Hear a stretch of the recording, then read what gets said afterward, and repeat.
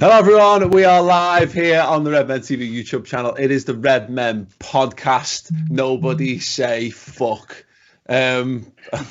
Doesn't matter. Never has and it never will. Chris Pajak joins me, Ross Chandler joins me, and Ben Kelly 776 joins me as well. Good to see everyone, everyone smiling faces today. Our kickoff question this week comes from our very own Amy Lawrence, who smashed this one, I thought. If you were only allowed to cook your eggs in one way for the rest of your life, which way would it be? Now, I know he's going to have an opinion on this, so I'll come to him first. Oh no, are you sure? Sure. We'll be here a long time. A very long time. It's a quick question, Chris. It's not a quick question. It's not a quick question. You can't ask me a food question like that and expect a quick answer. So the first thing you've got to consider is, what is the nicest? Which is your favourite? The nicest one for me is the poached egg. But I don't want to get into a situation where I'm cooking breakfast for 10 people, which does happen. You know, you have family parties and all that type of stuff. And I'm having to cook 20 poached eggs just because I can't cook fried or scrambled eggs anymore. That's a ridiculous situation to be a part of, isn't it? So I think I've got to take into consideration ease as well. But then I'm like, you can't just ignore the Spanish tortilla. Like, no one can ignore the Spanish tortilla, can it? Because, I mean, when you're talking eggs and you're talking potatoes, nobody does it better than the Spaniards. And I mean, I want tapas. And you're telling me I go to Spain and I can't have no Spanish tortilla? I can't make no Spanish tortilla here? Well, I'm telling you no, my friends. But then I'm like, well, I love a scrambled egg as well. Love a little scrambled egg. It's lovely. So then I've just decided the easiest one. The easiest one's fried. Because you can't give up a yolk. There's no way. No one here is giving up the runny yolk, surely. And if you are, you're fucking crackerjacks. So it's got to be fried for its easy simplicity and its versatility in the egg market. Perfect. So fried. Yes. Ross? Well, I agree, but also disagree. I'm going omelette because I think on variation, ease, and you're not eating just a fried egg, just tastes the same every time. On omelette, you can mix it up. You've already mentioned the Spanish omelette. You've got a frittata. You could probably push it towards a buddy quiche as well, if you really wanted to. The variation of flavours you can have in an omelette is, it's just wild, isn't it? We're just going to cook it in different ways, Ross. We're just going to cook it in different ways. That's ignoring the rules. Not really. It's a variation on an omelette, isn't it? But a frittata's done in the oven, chef. Yeah, but you can put an omelette in on a stove and under the grill. God almighty. Yeah, I'm watching the audience. I'm just mentally picturing the audience retention figures on this. It's gone for a quick loose. We're both right. Everyone talking. Fucking hell. What's your favourite type of egg? That wasn't a question. Chicken egg. Chicken egg. Chicken. Ben, what are you doing? I don't have the vast egg experience of these other two. Experience, if you will. Ben, you missed out. I'm just not as quick-witted either. And I've never even, I'll tell you something now, I've never even hard-boiled an egg myself. So it's just scrambled. It's just scrambled egg on toast, and that's the end. That's all I ever do. How'd you make your scrambled egg? Stop. He's never hard boiled an egg himself. What? Got a it's just never. Yeah, no, it's just never appealed to me. It's just never been something that I've wanted to do. Egg and toast soldiers. No, you haven't lived. You had no childhood. No, I haven't lived. Fancy okay, for Wigan. Too fancy.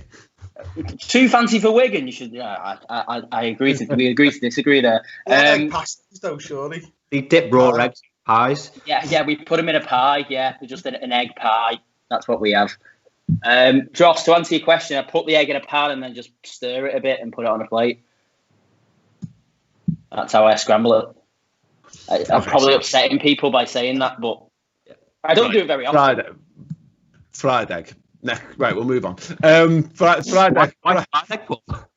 Because I like fried eggs the most of the eggs. You tend to order a lot of poached eggs for a man who's so vociferous in his. I haven't had a poached. I've eaten maybe one poached egg in the last 10 years. Yeah, I like poached eggs. They're fine, but whatever. Let us know your favourite type of egg in the comments. Yeah, and I might make an exception. Right, let's talk free transfer. That was a cracking one, Paul. Good God Almighty! Ross Power in the comments here saying I need an explanation for all of this. Yeah. Oh, we're only yoking. And this has to be a yoke, surely. Oh, is it me or is it boiling in here? Extremely hot. So, Liverpool enter the transfer market at the end of the season, presumably with no money whatsoever, if we're to be believed. So it opens up the possibility of a number of free transfers. Sky Sports did an article. I mean, a load of people have done this, and I'm sure it'll come up more and more again. But Sky Sports did an article to the 58 Premier League players who could walk out of their clubs on July 1st. And obviously, most of them haven't. Some of them have. Some of them have signed extensions till the end of the season, etc., etc. But, you know, I wanted to talk to you guys about what you think. And again, engage the inner footy manager player in all of us here, and the players that Liverpool could do worse than take a little bit of a punt on. Chris, what are your thoughts on this? 50 of them are irrelevant to me, give or take. And I must admit, when it comes to this and I look through it, I had a lot of fun doing it, and I was a bit like, I could have a little bit of him. I was like, well, actually, is he as good as what we've got, blah, blah, blah. But what it boiled down to, no pun intended that time, was no, genuinely, I'm going to try and stop that, otherwise I'll end up getting on Lord of the Rings references again as well.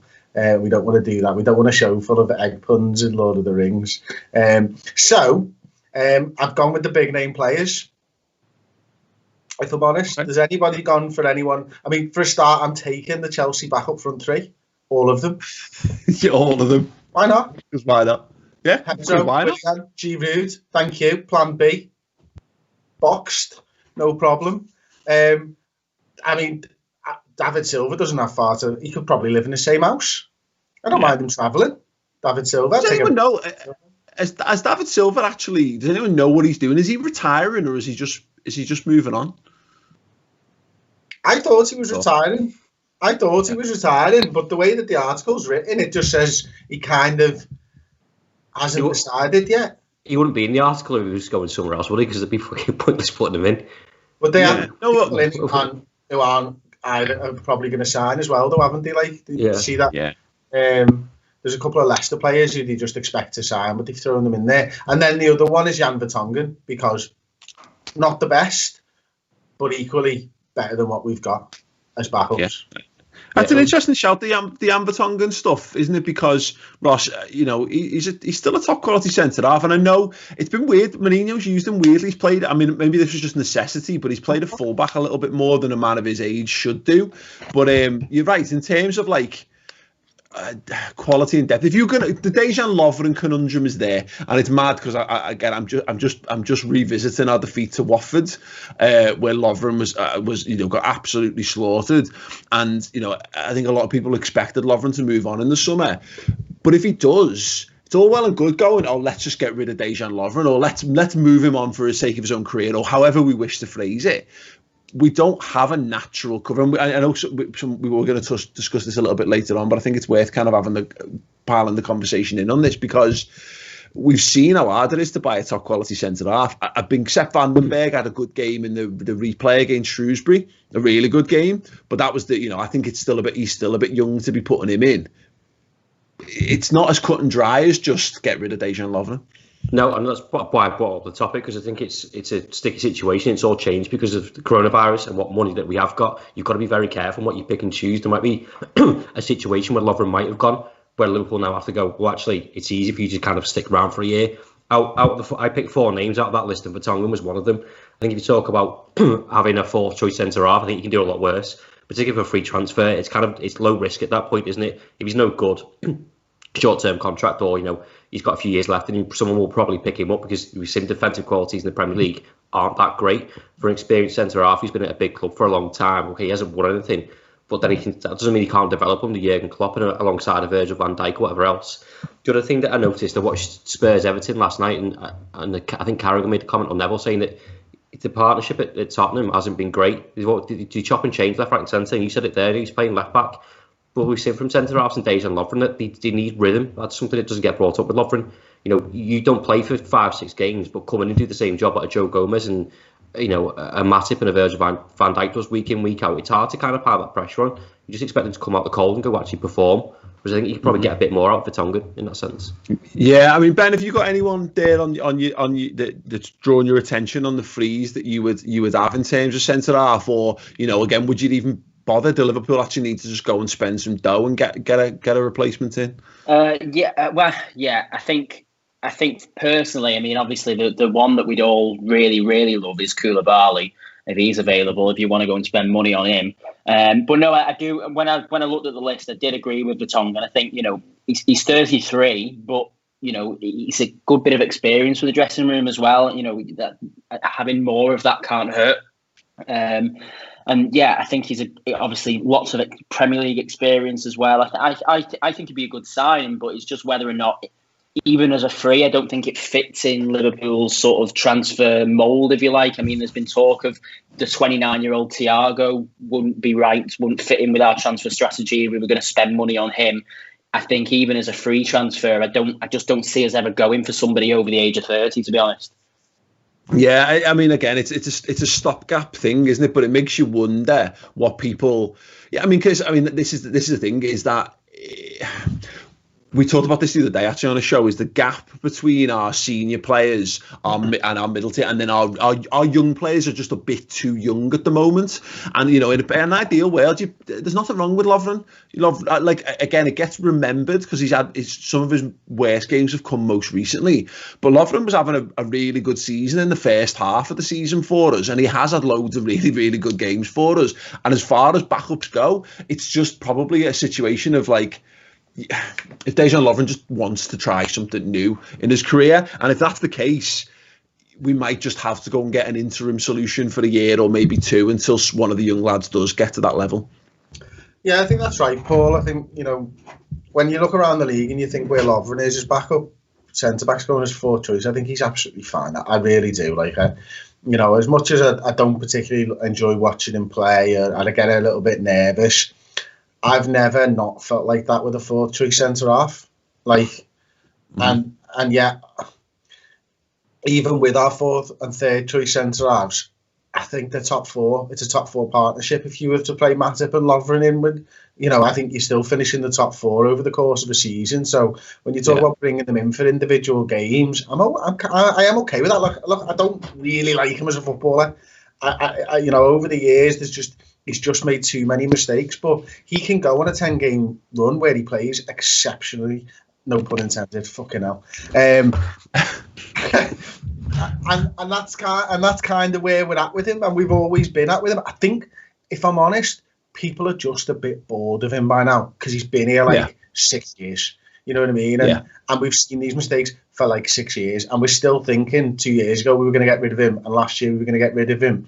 The likelihood is he'll want to move and play first team football. He believes he's one of the best defenders in the world still. He's got his league title now. He's got a European Cup. He'll probably go on, and Liverpool will probably have to replace him. And I think, my topic later, we're talking about loan signings and stuff. Is Nat Phillips going to be good enough? I'm not sure. Is he old enough? I'm not sure.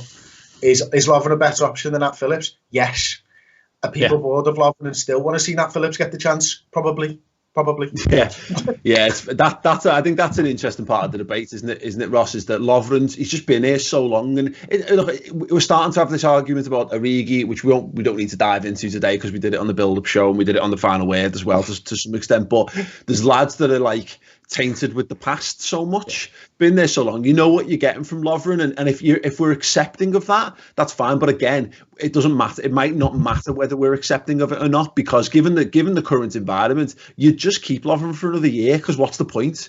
What's the point in having to have a chain and blood a new player in, or run the risk of having your youth players not be good enough? You might as well keep him. But if we can't, I think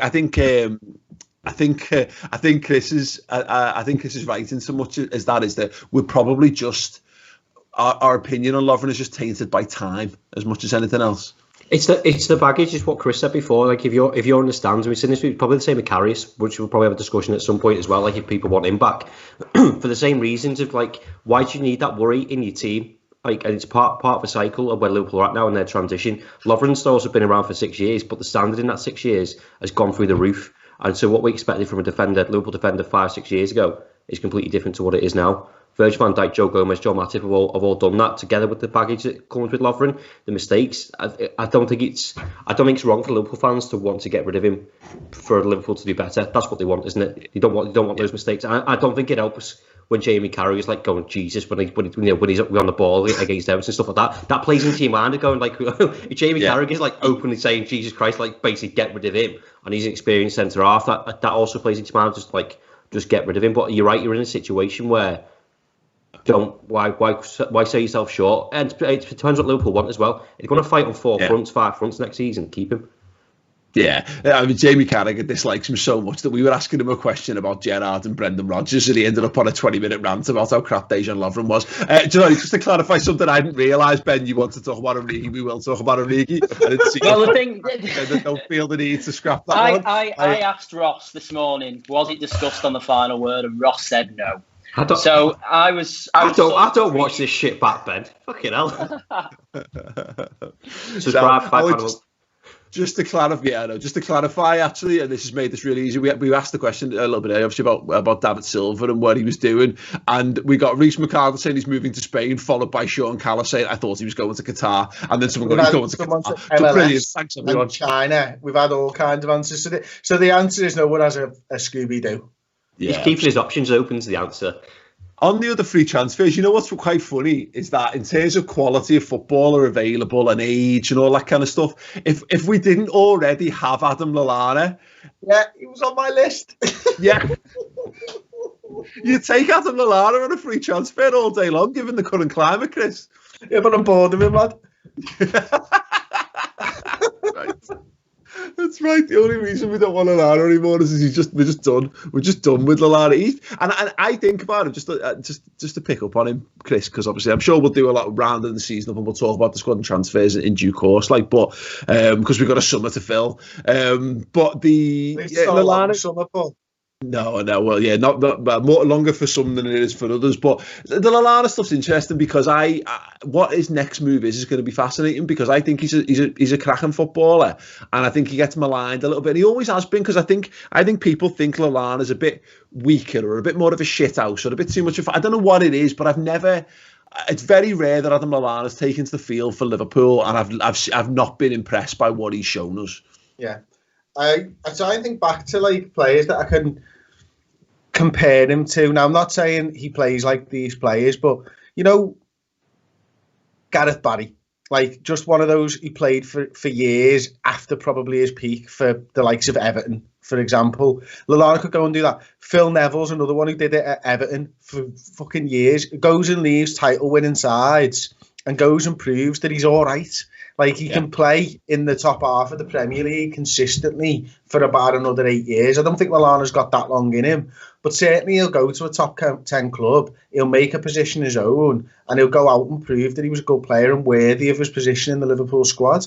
And I'm all right. How good a club could he sign for? What? How good a club do you think he could sign for? I think Arsenal would really like him. I think he'd do really well with Arsenal, to be honest. Don't see him as a Mourinho-style player, but I think Arsenal's probably the Wolves, maybe, if there's a space in that midfield.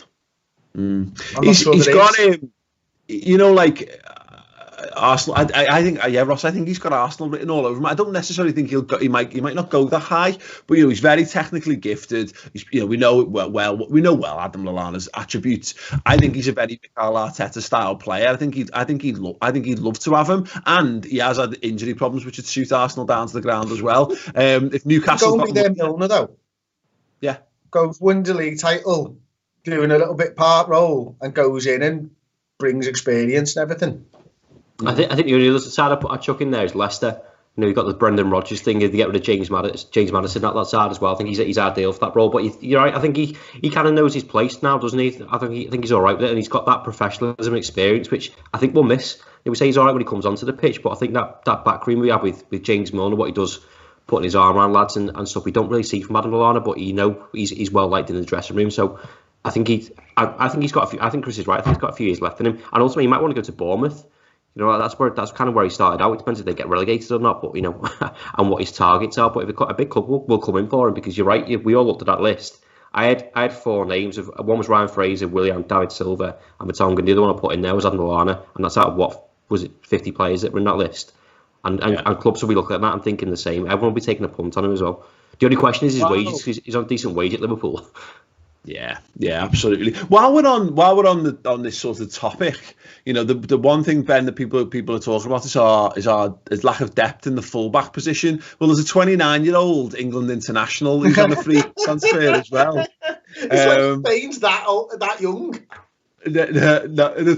Nathaniel Klein is you know, it's funny, isn't it? You know, again, he's another one who his career's totally fallen off a cliff. He hadn't had an injury in his entire career, and he's had the last 3 seasons absolutely blighted.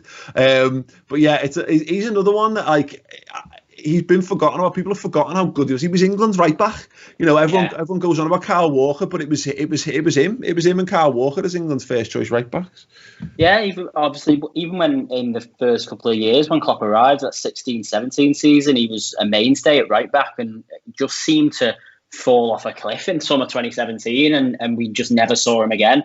But you know, if he can get himself fit, he probably could do a solid job for any Premier League side. You know, if you think about I think that maybe the only thing he was lacking, if you're talking about a modern fullback now, is, you know, when you compare him to Trent, he's a completely different fullback. He's very good defensively, but he never really offered anywhere near to what we get out of Trent going forward with the crossing and just the creative play. So I don't know if teams are looking to mould their fullbacks and get more out of them going forward. I don't think he's as an appealing of a choice. But, you know, there are some teams who obviously like to put 10 men behind the ball and play very defensively. So therefore, he will probably be a suitable option for them. So I think he'll find a home. It's just whether he can get himself fit. Yeah, it's just a proper right back. Yeah. Go on, Chris. How's this for a shout? He goes and plays for Sheffield United because their centre-backs are the ones that go forwards. And he just slots in and does the defensive work. All sorted. Yeah, definitely. I mean, you mentioned him, Chris. I feel like Leighton Baines might have signed a new contract or might be on the verge of doing it, but he's 100 years old, which doesn't aid his case in any way, shape or form. But Leighton Baines was good. He was a bloody good left back for a very long time. He was a bloody good left back. He was probably the best left back in the league for a good 3 or 4 years, maybe a touch longer than that. Well past it now. I actually wouldn't want him. I think he's too old. He's past it. He's nowhere near good enough. The big one there is that it's Willian, isn't it, Chris? He's the big name there for me. He's one of the few there on that list who I think he's still in the prime of his career. I think he's still got loads to offer. He's got pace, and that's for me. I mean, he's not in character. He's not like Craig Bellamy.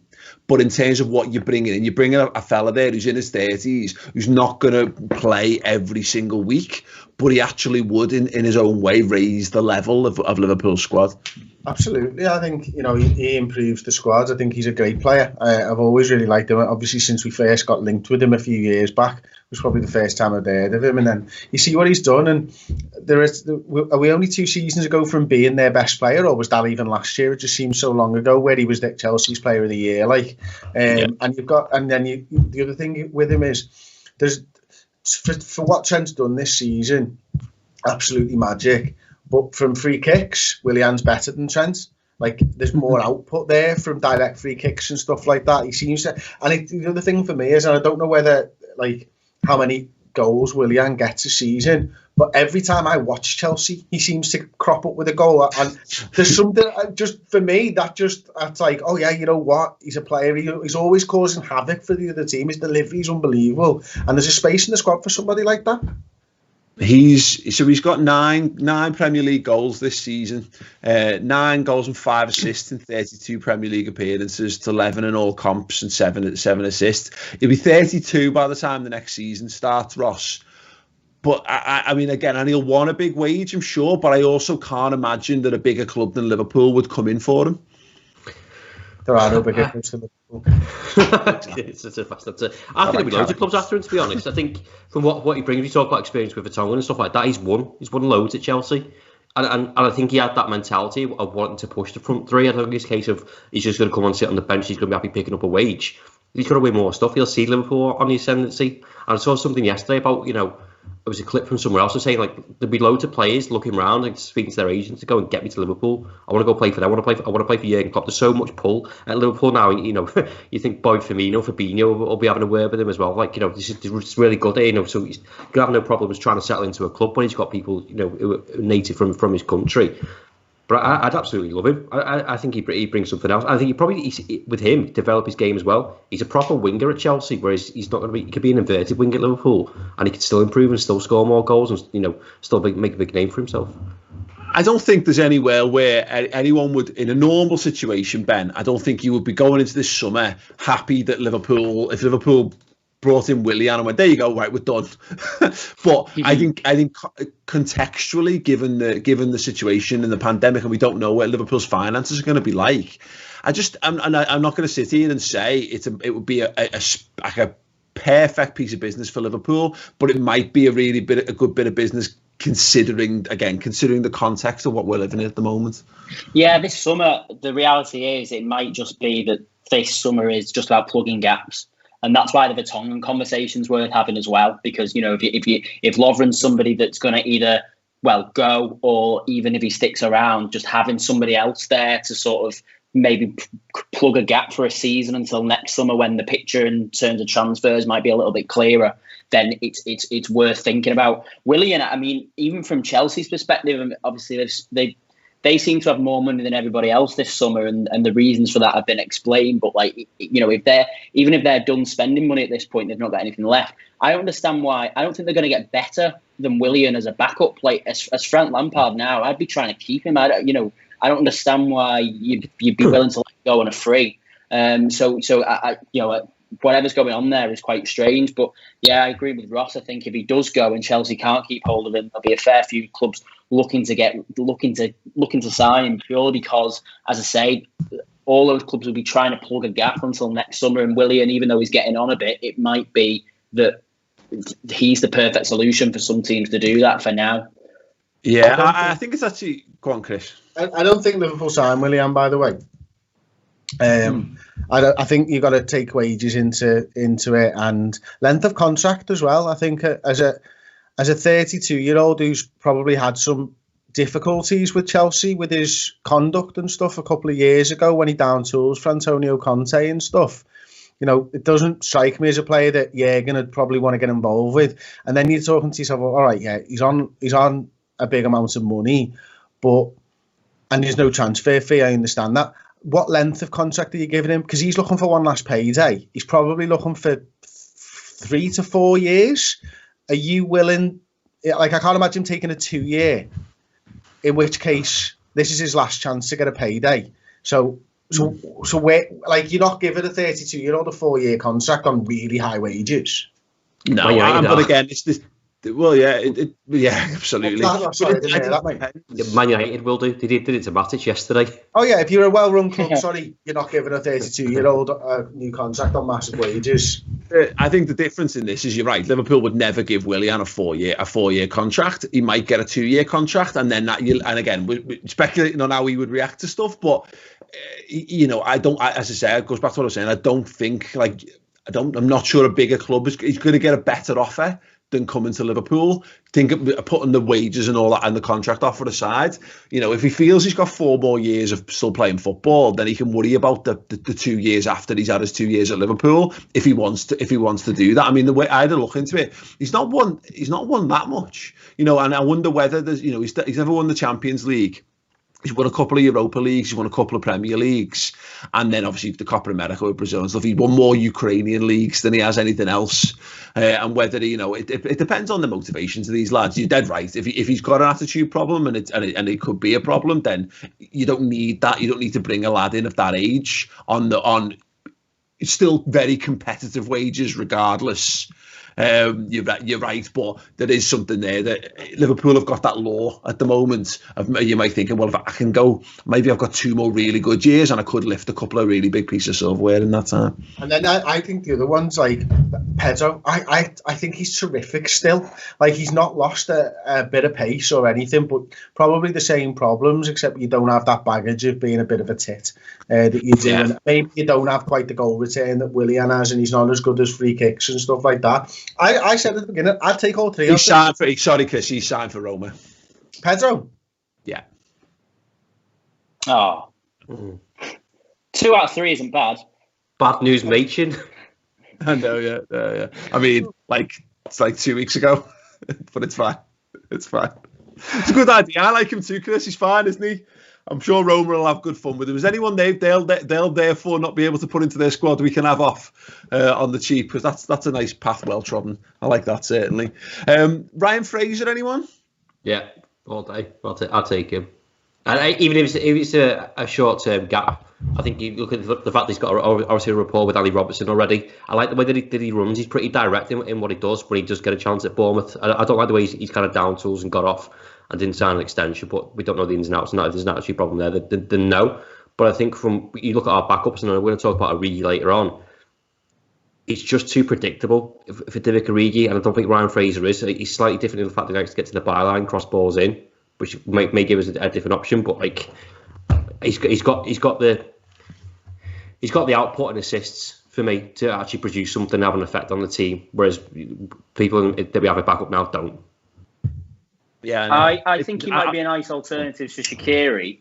If Shaqiri's going to go, it's another one really that it depends whether or not Shaqiri goes. But to be honest, I think he's a bit overrated. What else is Ryan Fraser? What else is Ryan Fraser good at other than running? Could anybody tell me? No. I agree with you. His assist record for a club like Bournemouth is decent, mate. Right. Okay. Well, I've not. But other than when I've watched him, other than statistics. Yeah. But what was Andy Robertson when he joined Liverpool? He didn't watch him week in week out. He didn't produce the levels that he's doing now. Look at potential, Ben. Very true. Very true. Better players around you. Better players around you. I'm with you. I'm sticking to my guns though. Okay. Yeah, I think he's all right. I don't think he's a. I don't. Is he better to back up than we got? I'd say he's the same. I just couldn't be arsed with him. No, I don't think he is. Just can't be arsed with him. I just don't think he's that good. Like, I'm not going to lie and tell you I think he's good. I don't. I just don't think he's that good. Is it because you've never watched them, really? No, I've watched him loads. I watch Match of the Day every week, lad. You know what I mean? I've seen Bournemouth games, mate. You know? He's just not that good, lads. He's 26 years old. He's got Everton written all over him. You know, he's got like a club who between, you know, he's got West Ham. He's got a team that could finish between 14th and 7th written all over. Tells you all you need to know. Yeah. No, I get it. He's not good enough. Yeah, definitely. But he is, to me, the kind of signing that Liverpool at any point over the previous 10 years might have made because of the things that you've listed, Ross. I think he's a good player. He's had good games against us as well in the past. But yeah, I think you'd like to think, and that's the thing about winning. I'd rather have a borderline, even if only formerly world-class player, than that, because at least you know what you're likely to get. And there's a comment there from the Duck actually live, and he's saying, "Yeah, I agree about Fraser. Shaqiri's better," and that's the point. I think he's smaller than bloody Shaqiri as well. You know, I'd rather have another season this year than Shaqiri as an option than maybe someone like that. Look, let's move it on because you wanted to talk about the loan players, and I think this is a big thing because I've seen someone responding in the comments to what we were saying about the context of where Liverpool are at with the transfer market, and the real context for Liverpool is this: Liverpool's profit is generated by player sales. And that's where Liverpool get the money to spend on other footballers. And until it clarifies itself, if Liverpool can't move on Marko Grujic, let's say Divock Origi, you know, a Dejan Lovren, a Harry Wilson, and a couple of other players in and around, there's 100 million quid basically gone out of the kitty until we can get those players moved on. So that might have an impact in, do we have to use those players, or do we have to hold on to them until their value returns? Yeah, I think it's really interesting for me, is because obviously you've got the transfer markets and how everything changes there, as you know, everyone and everyone in the comments. It's what the players that we've loaned out mean, because, like, you know, we were talking about Ryan Fraser there. I don't mean to dig it out. Like, my opinion is I don't like him. I think we've got a player at Bournemouth who's better than him, to be honest with you, in Harry Wilson. I think there's well, no, he's out of contract. No one spoke about him at the end of the summer. There's a reason why. And Brad Smith was there, wasn't he? Little backup left back. 26. He's 26. Yeah, Brad Smith's 26. I mean, I was more surprised that we got what we got for him, to be honest, than how old he is. Was it 5 million or something? 6 million. But no, I think, you know, you got lads like Harry Wilson there who I've not really heard his name since lockdown ended, but certainly beforehand he was having a good season. I'm not as au fait on what's happened since then. Then you've got lads like Nat Phillips, who's obviously, was it Schalke he went out to, or was it Wolfsburg? No, it was Stuttgart. Stuttgart, apologies. Yeah. Then you got lads like Ryan Brewster, obviously Karius, all these type of players. There's lads there that I think could go back into the squad. Marco Grujic is one that we talked about for years. And I wonder whether we're not going to be able to get the money that we want for them this summer because of the pandemic, and do they get an opportunity because of that? Because I think Brewster's definitely coming back in. He's nearly got a 1-2 record. He got another nice little half volley at the weekend, didn't he? Did you see that one, everyone? So he looks like he's coming back in. But the likes of Grujic, could he come back in as a centre midfielder? Harry Wilson as a winger option, maybe? I think that those three names that you mentioned are the only ones. I think Liverpool have to be stubborn and authoritative in this thing, and say, listen, you're staying. For every reason that Chris has just said, we can't sell you for the money that we've got to sell you for, so what's the point? Stay with us, we'll use you, retain your value, and we'll sell you next year. Just give us another year. So that's well, Bruce, I think, has got a longer term, but like to Harry Wilson, Grujic, stay, because we need you. You know, you're losing Adam Lallana, which, you know, Curtis Jones will come into that fold, but, you know, why not have all the bodies that you can have? I know it might come down to wages at the end of the day, and again, that's complicated with not getting sales from ticket revenue and corporate stuff and whatever what they can afford. But just say we want to fight on all four fronts next season.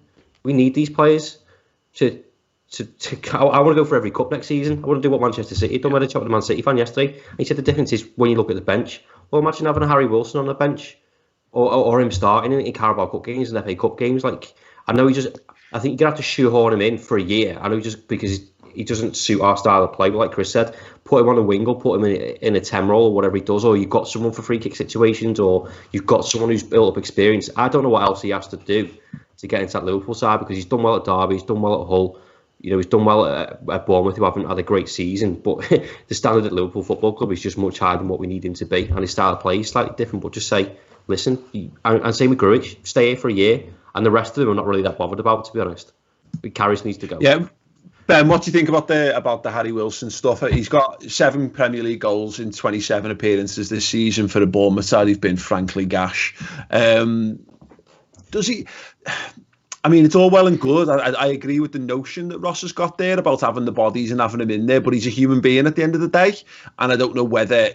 I'm not sure he gets a game, you know, or enough games to satisfy a lad who at 23 probably needs to go and play, even if it's to the detriment of Liverpool's finances. No, I think you're right. I think maybe we're taking for grant.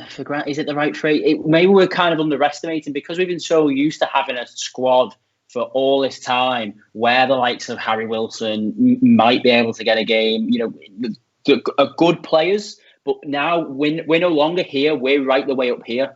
So we're having the conversation about Harry Wilson, who's a good player for a club like Bournemouth, who's going to get them the odd goal. He's a good set-piece specialist and all that. But when he comes to our squad, suddenly Liverpool have a world-class squad, and we need to get used to that as fans, because we're entitled to now talk about the players and be ruthless with the players that we talk about, and get rid of the ones that aren't good enough, because we can afford to do that. So for me, I mean, Ryan Brewster has the potential to be world class. Marco Grujic has the potential to be a good squad player for me. I mean, you know, what's the little bit of the German football? He was all right when that was on. Bearing in mind that everybody, wasn't quite up to fitness, he seemed to be okay. It depends what happens with Adrian for me. I think, whether the confidence in Loris Karius has completely gone, it probably has, but it's a conversation worth having. If Adrian wants to go, again, we're in the pandemic. Who else are you going to have as a backup goalkeeper? It's difficult to say. Harry Wilson for me, I think a couple of years ago when I was doing the development watch and he was playing for the under-23s and he had his first loan at Hull, I was kind of raving about him, but he just didn't really seem to kick on from there. And from what you were saying about he's going to want game time as well. He's a very driven player who believes. He's a bit like Curtis Jones for me. He believes, he backs himself. He's got confidence in himself, and he'll be wanting to play consistent football. And I don't think he's going to get that at Liverpool. Yeah, I mean, the problem we've got with Harry Wilson, Chris, is that he doesn't play in any of the positions that we play in our team. He can play on the wing, but he's not got pace. So you're having to completely change your style of play to bring Harry Wilson in on the right. He's left-footed, so you're playing him on the right wing. There's too big a drop off there. If Shaqiri's a bit of a big drop off, that's kind of the issue with Wilson. And we've talked about, could he be converted to do a job? Well, do you bother the time converting him when you've got Curtis Jones there who can just come in and do that job straight away? It depends for me on what the reality of the situation is, because if the reality is we're not signing anyone, then I'd rather have Wilson than nobody. Because he's I just think that's stupid to then sell him, because you can throw him on the right wing if you've got a problem. The left wing if you've got a problem where he can cut in and use that shooting boot. A la how Coutinho almost used to play that position. Mane's understudy, as it were. So for me, when I look at these players and I'm thinking, right, Brewster's a shoo-in, certainly. Ben Woodburn, no, although he's just come back from injury, just don't think he's got what it takes. Wilson, I think, has proved more than Grujic that he can do it in the Premier League. And more than Brewster that he can do it in the Premier League. And more than every other player we've got out on loan that he can do it in the Premier League. And because of that, I'm more willing to give him a spot that we probably don't have. I think you are right, Paul. We don't have that spot for him that's natural to him. But because he's done it in the league, and every single time he's gone out on loan, he's done well. He's always and he's gone to different levels, and he's been the best player in the team.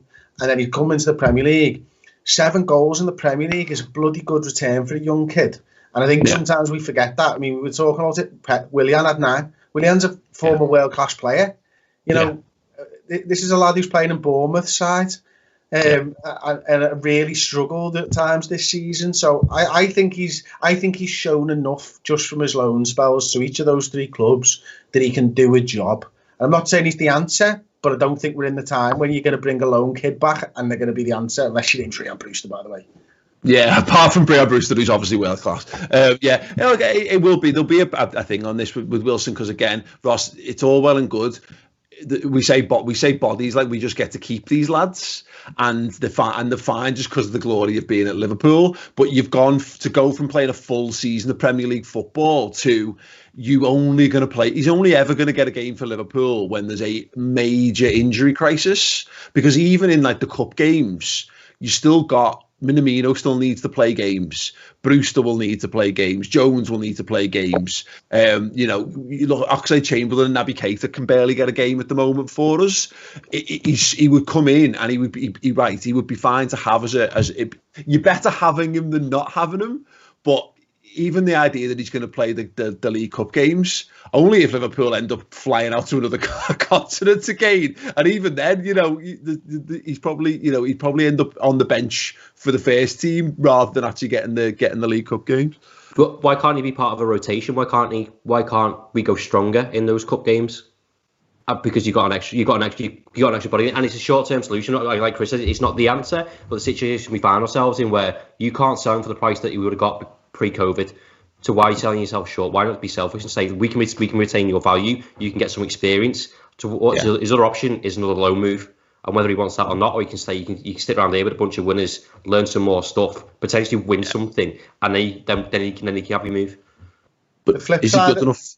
Sorry, Chris, but is he good enough for that back? Is he good enough for that backup for that second choice team is the thing. Is he still on the bench? You rotate heavily. He's probably still on the bench for the League Cup team, and then is what can you satisfy him that way? Sorry, Chris, go on.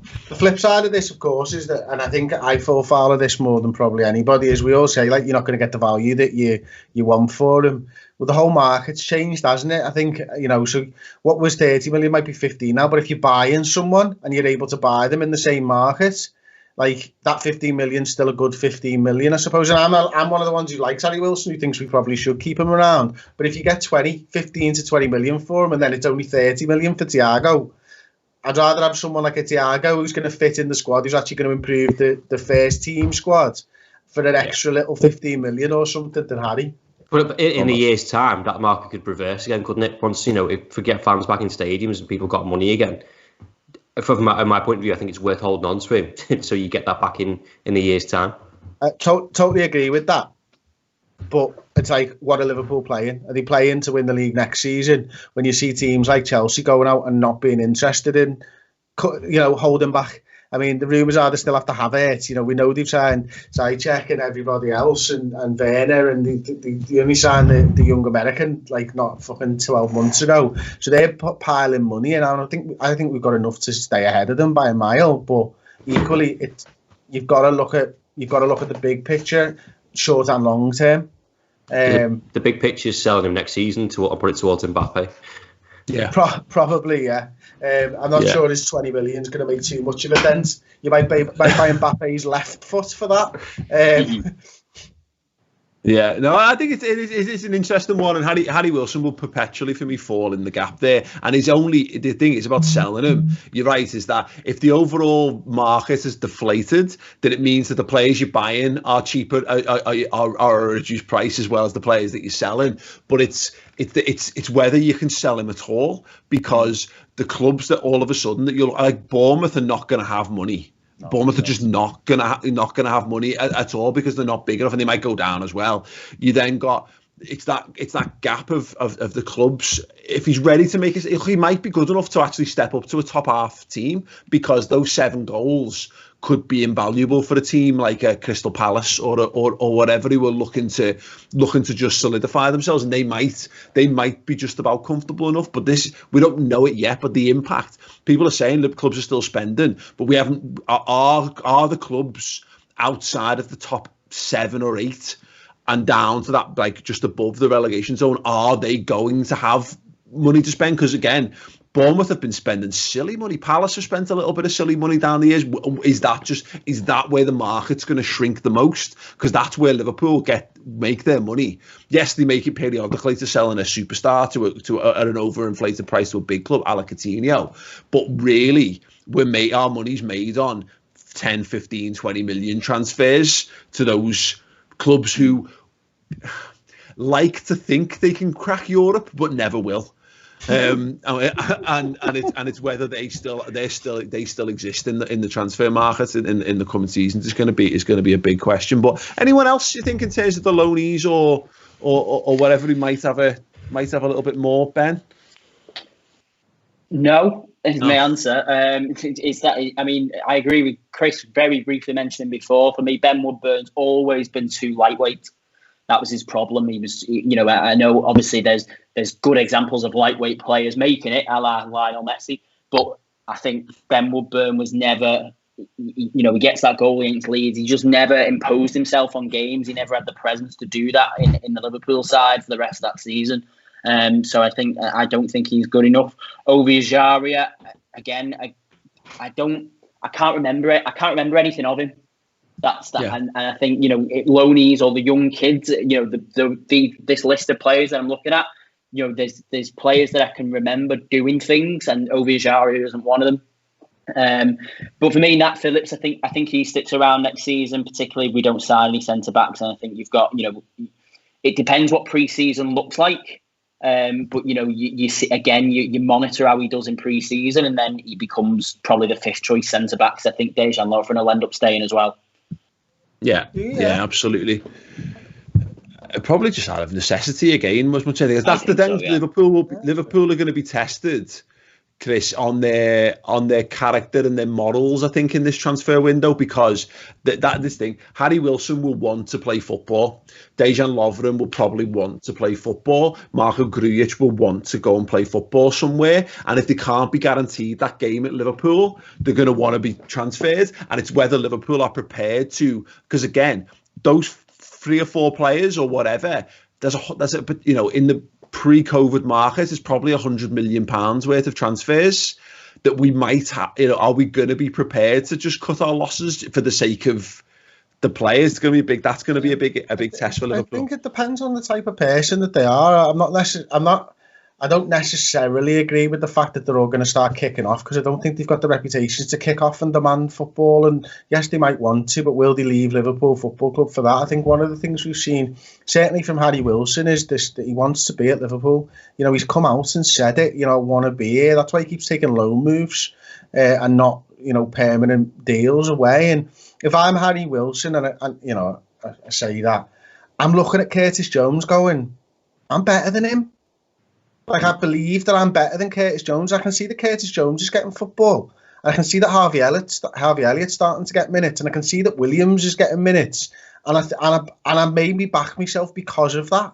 Not think I need to move. I'm looking at going, I can get some footy here. I just need to get my foot through the door. And the sliding doors moments in people's careers, isn't it? And it does make me think that the pandemic is going. Someone's going to come out of the pandemic who probably would have left the football club, who may just force themselves in. And I'm not saying it is Wilson, by the way, because I don't actually see him as a long-term fit for Liverpool. I do think this season you probably do just keep him around with everything that's going on. But certainly maybe it will be someone like a Brewster whose progression into the first team is transitioned quickly because of COVID.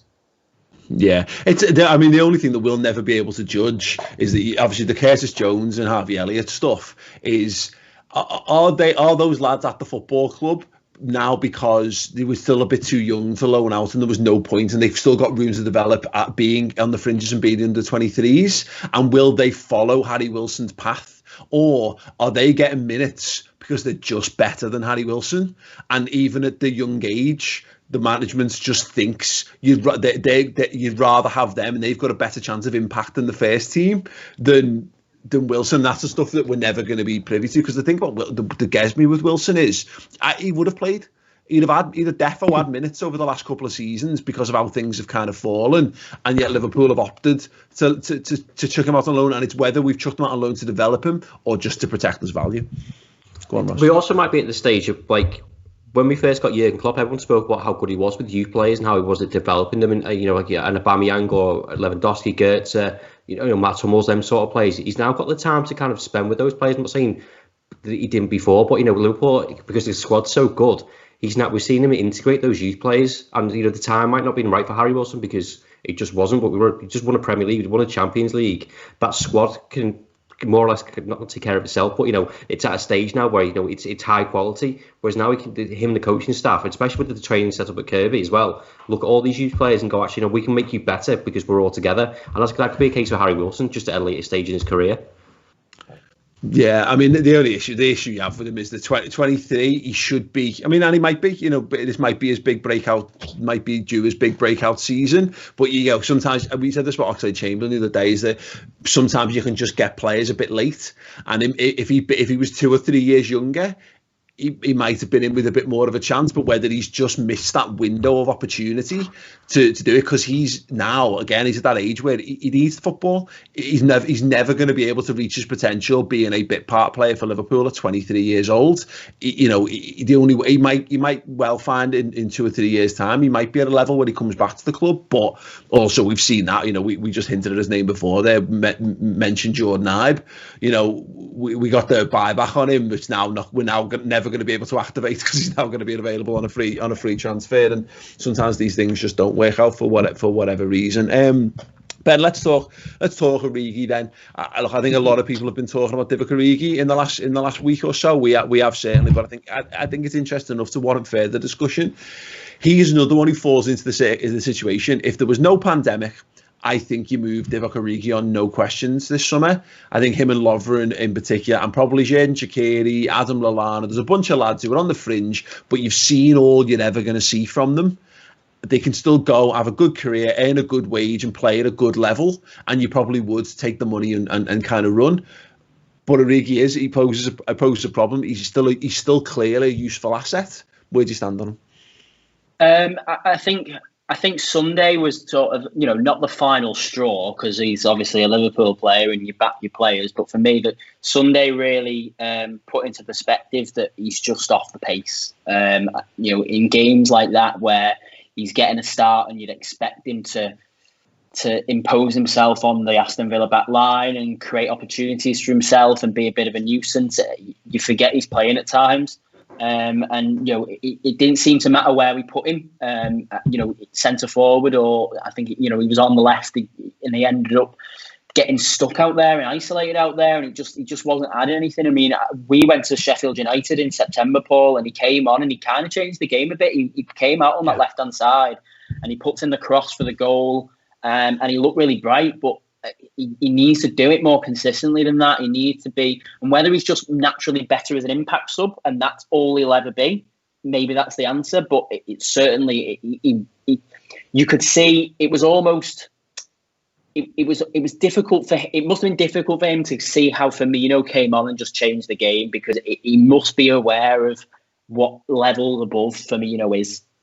Yeah, I think the thing with Origi is, he's got the cult following thing, which I think helps. He'll be remembered so very, very fondly at Liverpool, and he deserves to be remembered that fondly. But there is a point where, and we see this happen with squad players, it's very hard for you to stay motivated as a squad player indefinitely. And I think we forget that at times, because we presume sometimes that things will carry on as they've always been.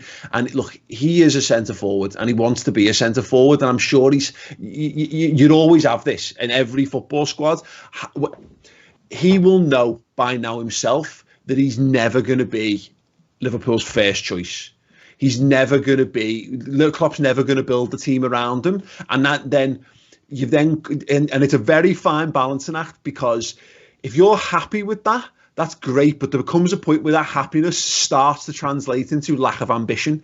And when you've got a bit of a lack of ambition, you then start to have a lack of motivation. You find levels just gradually decrease. And that's why you do have to have a degree of squad change, Ben, because you do need, he probably just needs something fresh in his career to give him a kick up the arse. It is a very fine balance between you're doing a great job for the team, but or are you just not trying your hardest to fulfill your own potential?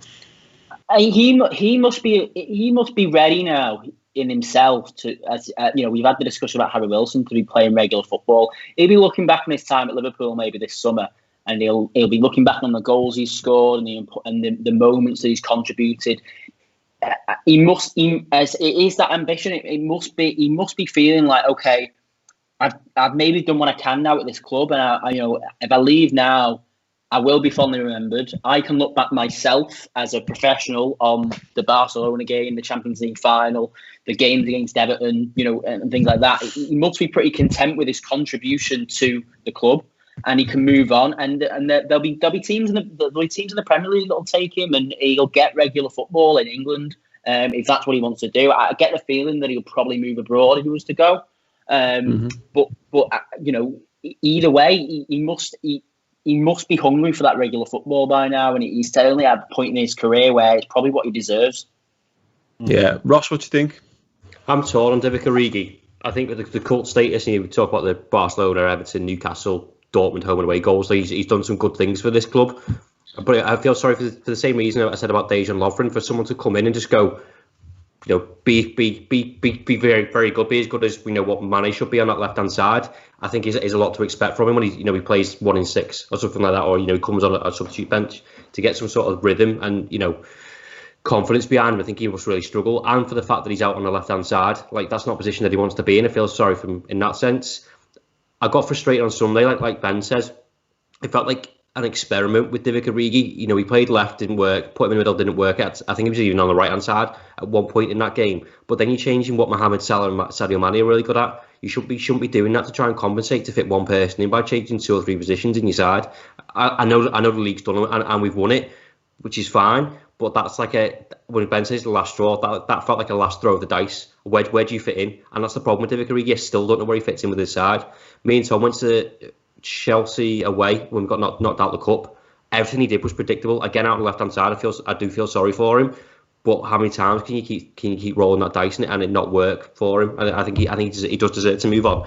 But I also think because of the situation we're in, we keep holding for another year because bodies, money, etc. That's going to be the big thing, isn't it, Chris? Is that's and it's something we can't know until we get into it. We keep these lads. We'd all probably say, well, you know what? Given the circumstance, you'd probably keep Lovren and you'd probably keep Origi. But again, that's the unknown. Is that it's all well and good keeping them, but there's no guarantee we get to keep having happy, motivated players. In that time is always going to be this unknown, and and of course, same as like trying to buy players, we just can't.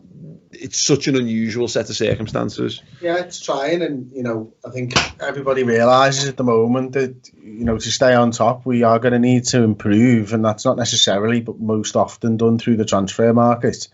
I do wonder whether I can't see Origi going because if we're not going to buy anyone, it would be fucking stupid to let him go. And yet I agree with all the points about him not being good enough and not fitting in, and still after all this time not being able to nail down a place. But look, I'll be all right with him if he stays. Like I'm not too bothered. Like but I do think that he becomes the third choice next year. Maybe Ryan does fight for that position to begin with. Sorry, maybe, and then you see. And does that push Origi on? Do we see a little bit more out of him? Do we see a return to the impact that he was having last season as opposed to this season?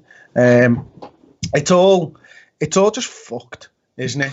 Because ordinarily, it is though. Ordinarily, you win the Premier League, you get a prick ton of money in, you're the best side in the world, and you go out and you take your pick of every fucking player. Well, what's happened? Liverpool have won the fucking Premier League after 30 years, and we can't spend any money because we've not had fans in the stadium for 6 fucking months. And we don't have a sugar daddy still. So for all that well-run club bullshit that we've had to go through for 10 years to fight tooth and nail for every penny that we've earned, we don't even get to it's not even bearing fruit at the moment. We're now back into penny pinching mode so that we can survive. It's just fucked, man. Yeah, I mean the positive thing about all of this, Ross, just to kind of give Chris a bit as close a thing as to a cuddle as we can in this situation, because I feel like he's gone. Is the situation that Liverpool are in with regards to the next generation of stuff coming up underneath. Yes, there are a couple of issues with regard to those like squad players and what you might need to do, and us not being able to refresh that might cause a problem. But we are in a situation where, yes, some of them, like Harvey Elliott's no expectations on him because he's still so young.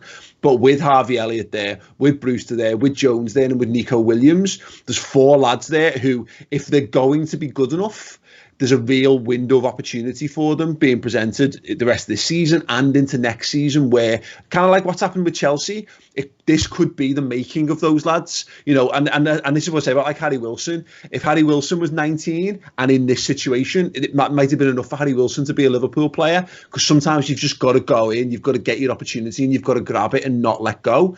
And that might be the thing that really is the making of Liverpool for the coming years, because you might say we might not have the money to spend, but we might prove that we don't need the money to spend. It's like 4 new signings, Paul. Oh God, yeah, don't phrase it like that. Close to saying it. Also, can we get It's All Just Fucked on the next Redmen t-shirt with Chris Pajak underneath? It's all just fucked. No, we need to start selling the It Could Be Worse t-shirt again.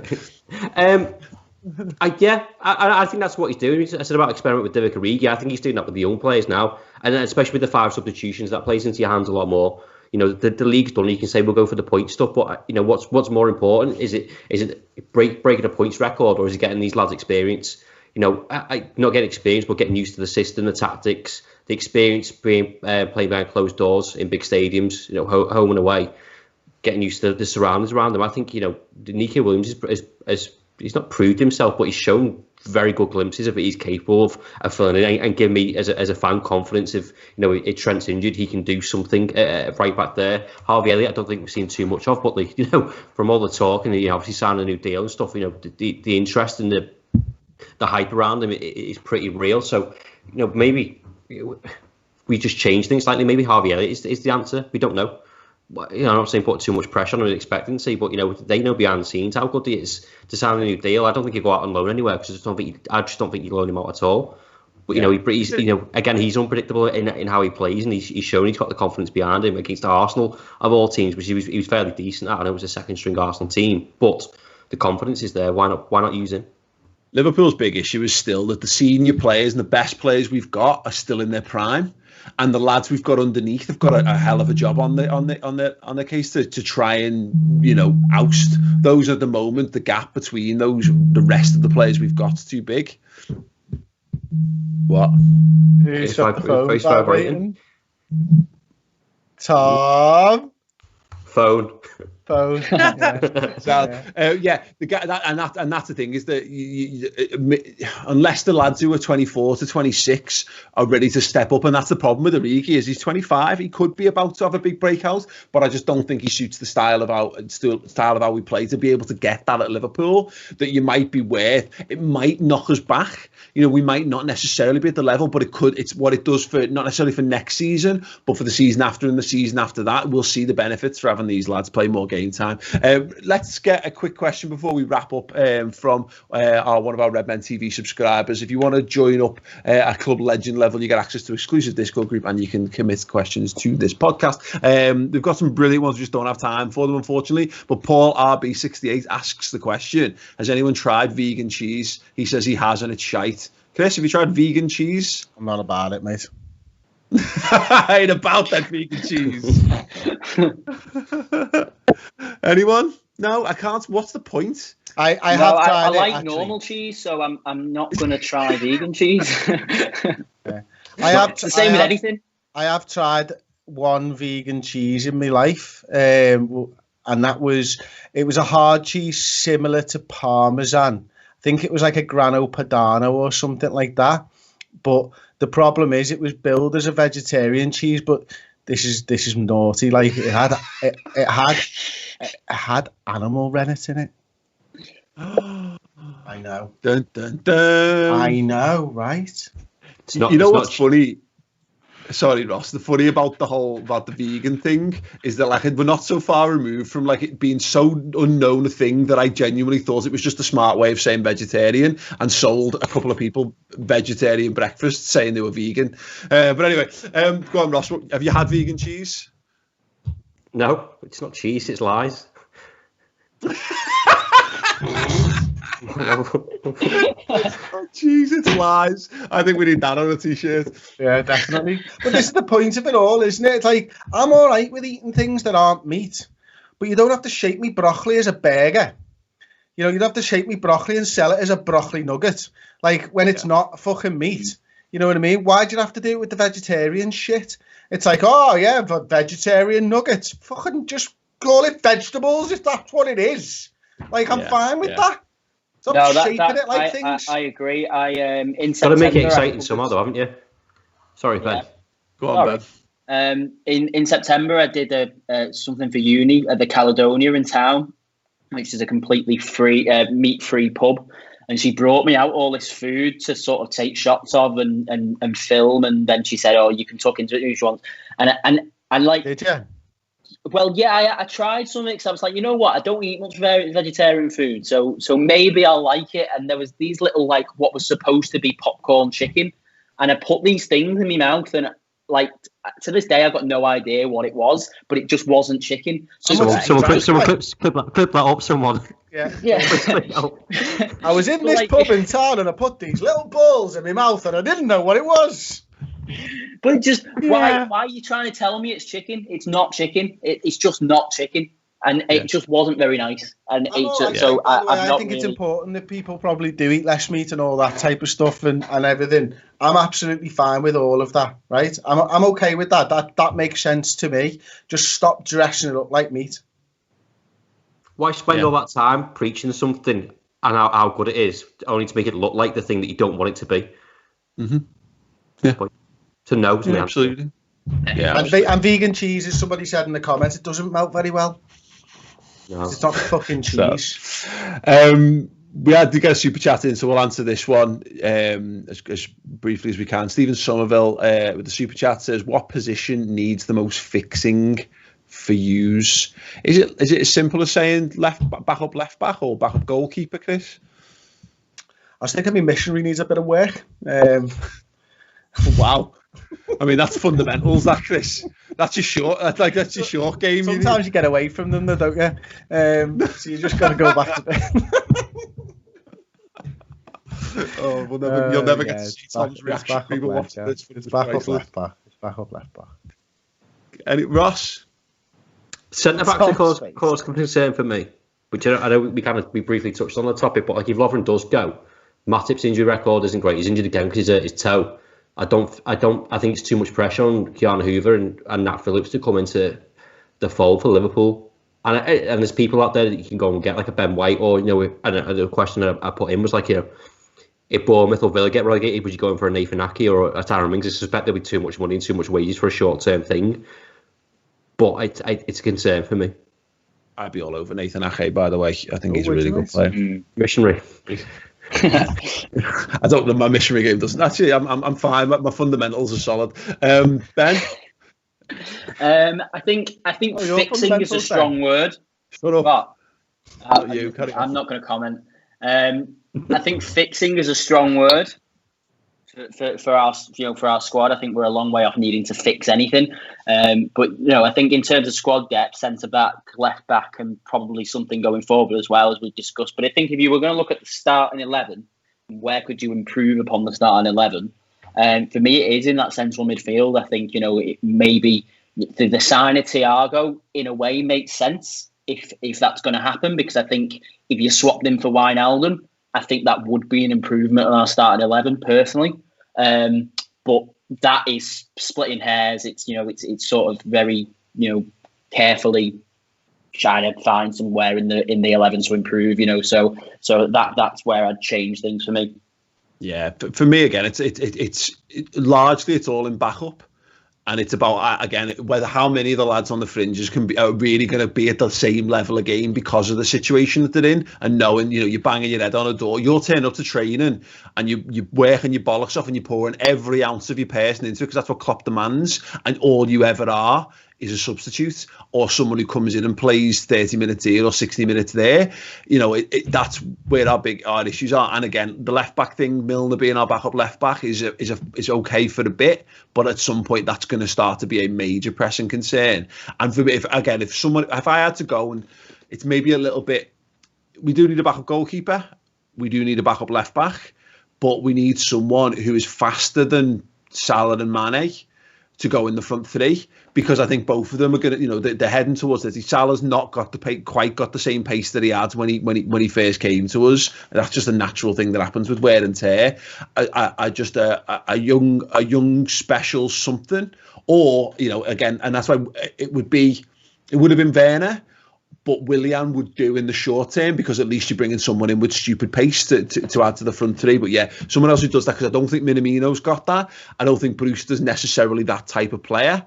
And then really, other than that, you're lacking a touch. But go on, Ben. It would be a bold move because he's not proven in the Premier League, but that side Ben Rama at Brentford's doing bits at the moment in the Championship. And if they don't come up, he'll be. I think he can play either side of a front three, left or right. And I think I don't know how much he'd cost, but I think it would be worth looking at, because he is quick and he does have he scored a hat-trick at the weekend, so he does have a scoring touch as well.